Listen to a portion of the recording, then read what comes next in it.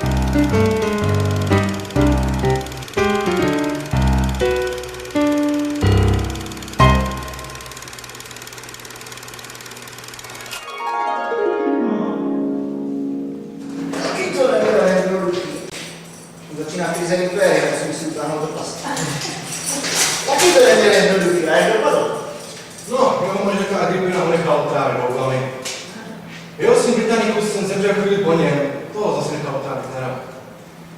Jo, to já už si sám pamatuju, když jsem šel jako chlapec od písařů v Paláci. Za Neronem dráli můj starý příteli, tak to byly neuvěřitelné časy. O tom vím jen to, že ten mizera nechal otrávit vlastní matku, Agrippinu. To já bych svou matku ctil. Kdyby se ta zatracená komediantka neutopila ožralá v raní. No ale počkej, když to už si musel být tady na světě. Takže tohle nevíš, to ses nezajímá o věci, co se dějí tady v Římě. OK. Já se narodil v kolonii Agrippíně, to je až na Renu. A těch pár let předtím, než jsem se nechal na lajce, měl zajímavější věci na práci, než se starat o politiku. Jo, to si dobře představit. Víš, ale já si myslím, že jsi si s Neronem vedl s čem rozumíme. Tak to si takhle myslím, že ne. Slyšel jsem, že chodil často nepřepásaný, když o toho taky nemám daleko, a bez bot. Hele, já klidně půjdu do boje nahatej, ale voják bez boty k ničemu. No, víš, tak třeba takový Spartěni. Ti bojovali bosí. Ano, to je taky důvod pro to, že dneska Sparta vládne světu, že? A tak či onak.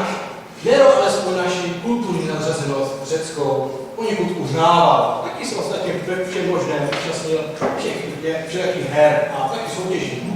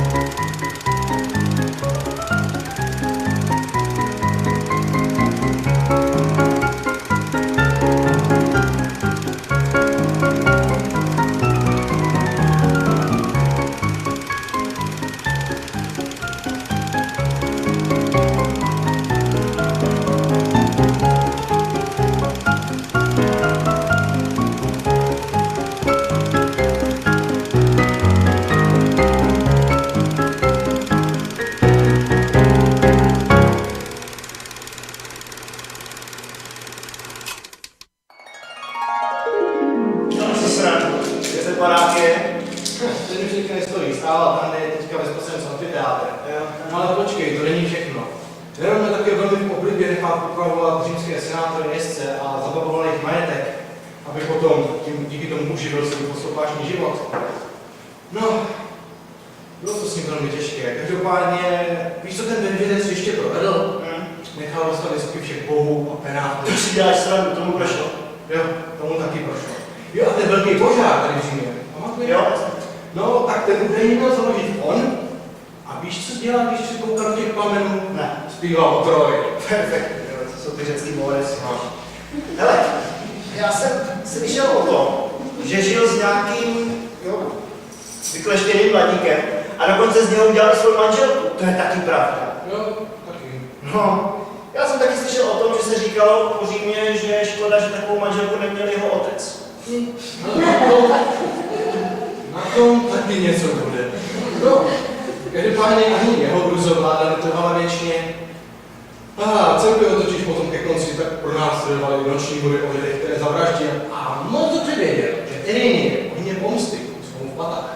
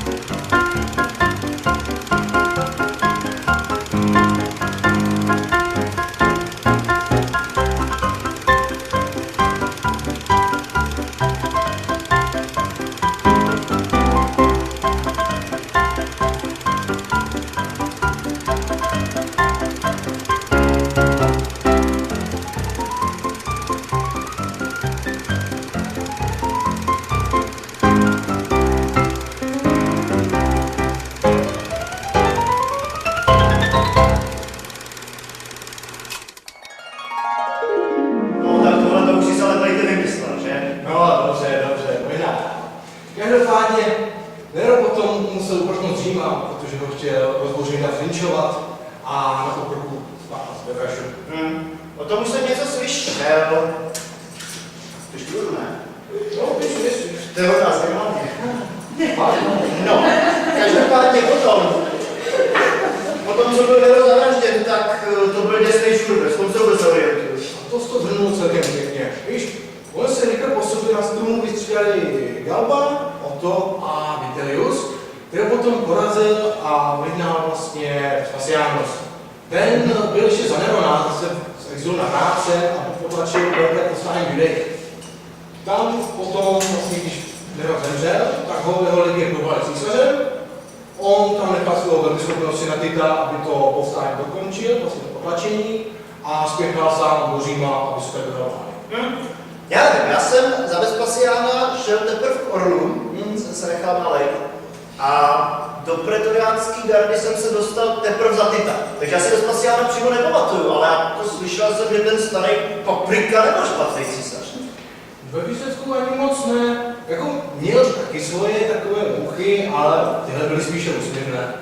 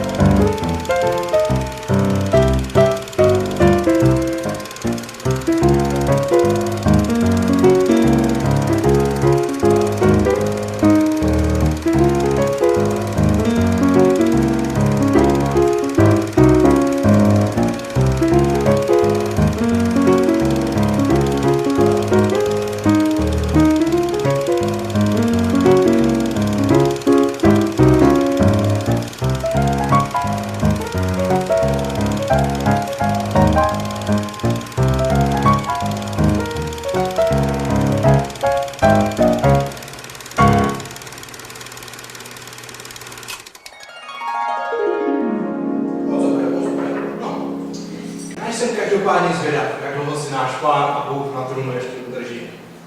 Je celkem škoda, že brzy na to, co umřel Vespasianus, tak umřel i Titus. Domitianus rozhodně nedosahuje kvalit ani jednoho z nich. A vůbec, celkově si myslím, že je docela chyba, aby poslední císaři nastupovali po pokrevní linii. Hele, o tom jsme s klukama z kohorty taky přemýšleli. Dospěli jsme k názoru, že nejlepší by bylo, kdyby zájemci o trůn udělali takovou, víš, jakože dražbu. A kdo by nám dal největší dár, to pretoriánům, tak ten by se stal císařem. Jo tak. No, to se celý pretorián. Ale víš, já si myslím, kdyby Alexandr Veliký měl teď takovou pretoriánskou gardu, aby byl mrtvý a Švorc ještě předtím, kdyby vůbec třeba Hellespont. Jasně. A jak bys to chtěl asi řešit ty homo sapiens? Jak asi? A nechci. Když se to tak taky dneska tam dělá. Císař by si za svého života ještě vybral nějakého schopného nástupce, toho by adoptoval, trošku by ho pak cvičil, no a ten by to pak zapl něm. Když myslíš, každopádně já už mám po službě a volno a vybudu jezdit do města. Cezar byl zavražděn! Aha, nebo si taky do města nevyjdu. Tak to tak vypadá, že se stran toho následnictví brzo dozvíme, kdo měl pravdu. No, čas odhalí pravdu.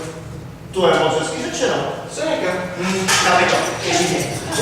Já se jdu podívat do toho kordu, jak to tam vypadá. A kdybych se náhodou nevrátil, tak o mě napiš něco hezkýho do toho tvýho historického díla, co smolíš. Ale jen tě prosím, aby jsi to příště schoval někam na lepší místo, než to první, co jsem psal. Ale ty to moc dobře víš, že jsem svou historickou práci schoval svým přátelům do 2 měst. Do Bomby a do Herkuláře.